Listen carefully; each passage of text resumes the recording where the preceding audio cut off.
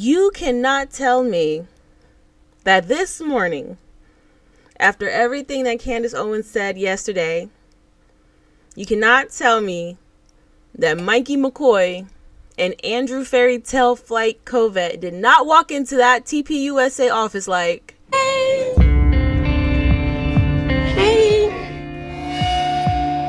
how y'all doing? It had to be just that awkward. Let's get into it. Nikki in the building, baby. Nikki in the building, baby. In Cahoots podcast. Yeah.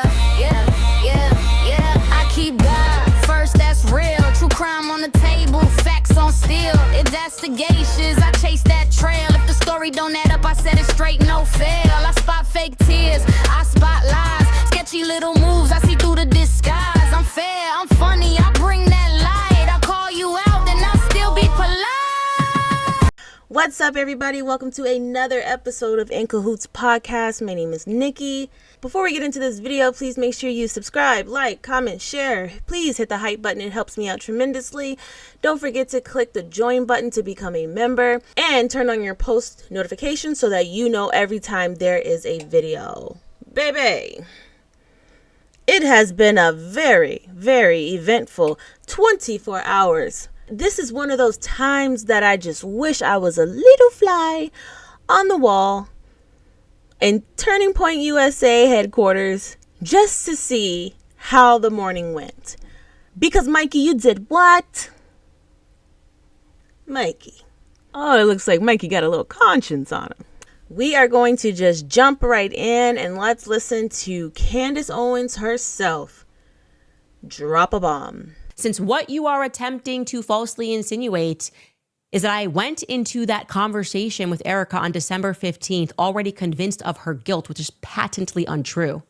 I am now going to prove to audiences just how untrue that insinuation is, okay? With the private revelation that I made to Erika Kirk, information that I gave her that I would not have given to her had I immediately suspected her of her guilt. I would have given her no information regarding this. And it was a private revelation made about you, Andrew Kolvet. I don't know if they told you this. This is a really bad way to find out. But since you tried to surprise me yesterday, bam, surprise, surprise, shouty, as they say. You see, Angie, what I told Erika Kirk was that part of the reason why I suspected Turning Point USA and why I thought she should be looking into other people is because someone at Turning Point USA got a message out to me. And that message was that I need to look further into Andrew Kolvet. Wow, Turning Point USA people telling me to look further into Andrew Kolvet. Was it Aubrey, as he tries to insinuate? No. It was Mikey McCoy. Mikey McCoy got a message out to me via a third-party person that I should look more into Andrew Kolvet. Why would he do that, Andrew? Why would Mikey McCoy say that I should look more into? When I did look into, things got very shady. And that's when I started going, who the hell is Andrew Kolvet, actually? He's obviously not a very good PR agent. Everybody can see that. He's a bit of a blubbering idiot. Who is Andrew Kolvet? What are his ties? What are his family ties here? And the more I looked, I did start to see more things.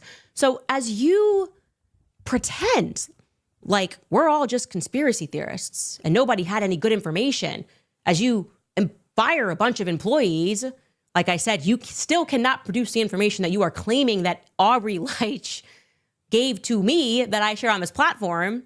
You were my number one source, Andrew, in the beginning. You just forgot the things that you told me. And that's when I started realizing things were weird. And then I got Mikey McCoy telling me to look more into you. After watching this show, I would say that I had a damn good reason to suspect Turning Point USA. Had to fix my mic. You know, I lost it all over again. I mean, there's no way I was the only one who could not pick their jaw up off the ground when she said Mikey McCoy. I said, Mikey McCoy. Mikey's not feeling right about something, apparently. And that makes me look at that whole situation as to when Charlie was shot, before anything had come out of his neck, before he had even hit the ground. Mikey was out of there. Makes me feel like, I don't know, maybe that someone allegedly could have ran the alleged plan by Mikey, and Mikey was not having it because what? Charlie took him under his wing. Charlie seemed to be like a big brother to Mikey. It seemed like Charlie meant a lot to him. So it makes me feel like Mikey was just kind of like, guys, this is insane. We can't do this. Almost like they promised him because they realized he was not on board, allegedly, I'm just saying.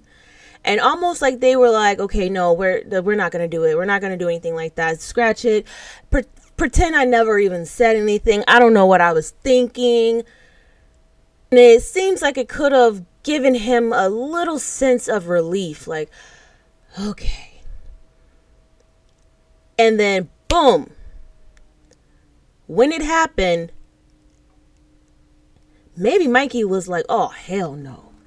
They actually did it and walked off, called his wife like, oh my God, I can't believe what's happening right now. I don't know. But him walking away now makes me just feel a tad bit different about the reasoning. That's just me. It's my opinion. Okay? It makes me look at a lot of things differently, actually, when it comes to Mikey. How Mikey has always seemed a little bit awkward, like something that he needed to say, but he just couldn't. He had to go with the flow. He had to smile. He had to just keep nodding his head. Yes, yes. Everything somebody asked him. Yes, yes, yes. Watch this. Let's see if you guys remember this weird, awkward moment. And watch Mikey's face. Yeah, it's possible. I don't know the future, but it's possible that Charlie's impact will be greater now than if he had lived. Yeah, and I want to conclude with this because this is what. Don't worry, Mikey. We were all confused by that. When I look at Mikey, I see a little boy. You know, it's great that he's doing, you know, what he's doing. It's wonderful that Charlie did put him in the position that he put him in. Yeah, good for you. But when I look at Mikey, I see a little kid, like a little kid that wants to do the right thing. It's always just been something about Mikey. And everybody is saying the same thing. It's just something about Mikey. Uncle B said it, you know, and it makes you just wonder about a lot. And I'm just thinking, you know, now that things have taken place and things have come out, I wonder how Erika was truly feeling. And I'm not picking up sadness. I'm picking up straight anger. Did she know that this lawsuit was coming out from Brian Harpole? And was she pissed about it? Because why would you file a lawsuit as to where Candace Owens would be able to ask every single question that she needs? Why would you add extra things into this lawsuit that's about one thing? Just so that she's able to still ask and actually get answers? Why would you do that? Like, did she know about it? Was she angry already? You know, like, and the only reason why I say that is because this took me out, guys. Now, I'm going to show you something, and I want you to leave in the comments your opinion on it. All right. Now, people are saying that this is AI. There's no way that this is real. Someone did ask Grok to analyze it, and Erika's and Grok is like, this is an authentic video. You could tell by the lines in her face and her eyes, her eye movement. But apparently it's not. You know, multiple people online are saying that this is actually real, and they're calling this woman possessed. Let me play it for you.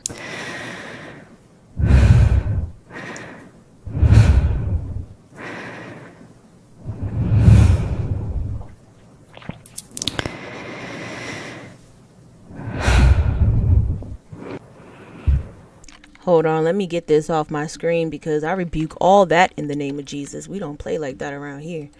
Everything in me wants to believe that that's AI, so I'm going to keep it that way because I don't like creepy things. Okay?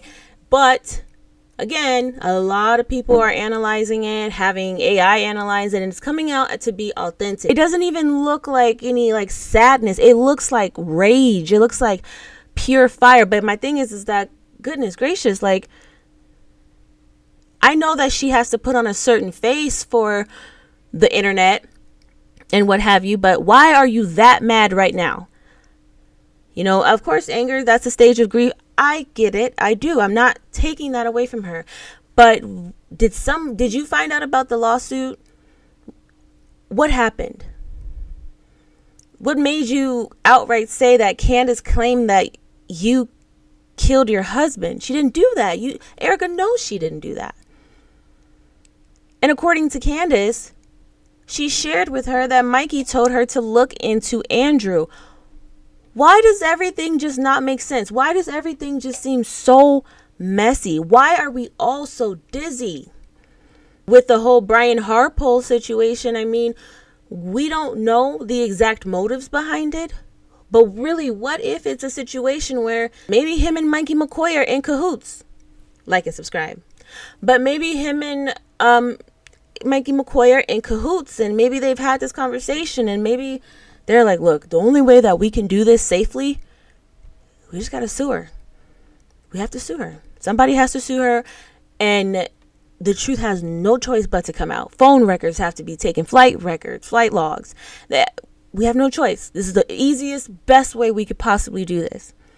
Guys, I have decided to go full time with this podcast, and I am terrified. I am stepping out on faith, and I do have a lot of support behind me, and I really appreciate that. I really do. I thank God for that. I also thank God for you guys. Thank you for all the support that you've given me. I'm gonna need it, so I welcome it. But I am gonna do this full time now. This is also my passion. Entertaining is my passion. I don't claim to be a journalist. I don't claim to be an investigator. I'm here to have a conversation with friends. We will point out what we can point out. If we see something sketchy, we're going to call it out. I mean, just listen to the new intro song. It says it all. We're going to do all of that. My main goal, if you guys don't know, and I have a lot of new subscribers too. I truly thank you guys for being here. Welcome, welcome, welcome. But my main goal for this channel is to bring a smile, bring laughter, give you a little bit of happiness, a little bit of light in your day. There's so much darkness in this world, unfortunately. And you have no idea how many people probably have not genuinely laughed or genuinely smiled in so long. They can't even tell you the last time they've actually let out a laugh, a belly laugh. But yeah, I just wanted to share that with you guys really quick, kind of let you in on a little bit of the personal side. Yeah, I'm going to do this full time because this is something that I truly love. And I hope that you guys stick around and keep supporting me. My goal is to make you guys smile. I hope I was able to do that at least one time in this video. And I just appreciate everything that you guys do. And I really appreciate you guys being here. But I'm going to wrap this video up. So please don't forget to hit the subscribe button, the like button, the share, hype the video. The hype button helps so much. Also, don't forget to click the join button to become a member and turn on your notification bell so that you know every time there is a new video. As always, I will see you in the next one. This has been In Cahoots Podcast. My name is Nikki. Peace.